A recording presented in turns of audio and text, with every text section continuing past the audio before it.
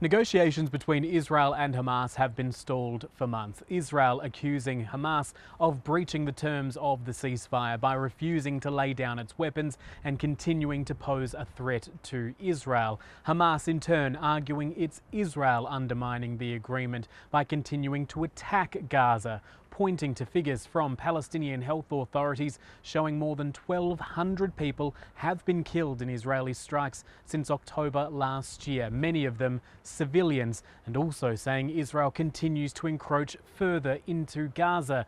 Originally, back when this truce was first agreed to, the IDF was holding just over 50% of the Strip's territory. It now holds just over 60%, and Benjamin Netanyahu has ordered the IDF to increase that share to 70%. Hamas saying all of that means that this is not even a ceasefire in name, it's just a continuation of the war. But the negotiations have continued off and on for a period of months in the Egyptian capital, Cairo, with mediators trying to convince Hamas to make some concessions. And there are now reports in the Palestinian and the Israeli press that Hamas could be moving in that direction, particularly on the issue of laying down its heavy weapons. But Hamas is saying it would only do so if those weapons are held by a Palestinian authority, if Israel stops its attacks, and if Israeli forces start to pull out from some of that extra territory it's gained over the last few months.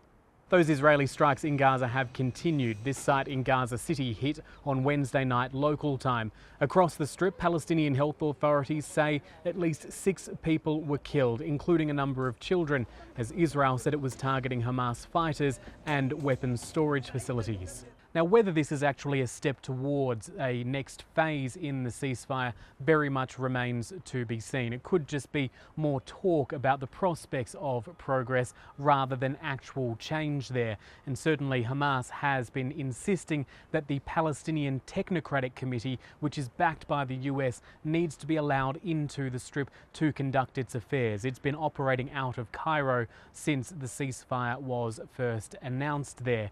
Israel, it also must be said, is in the midst of an election campaign, and Gaza remains a hotly debated political issue in the country, likely to sway how this progresses from here.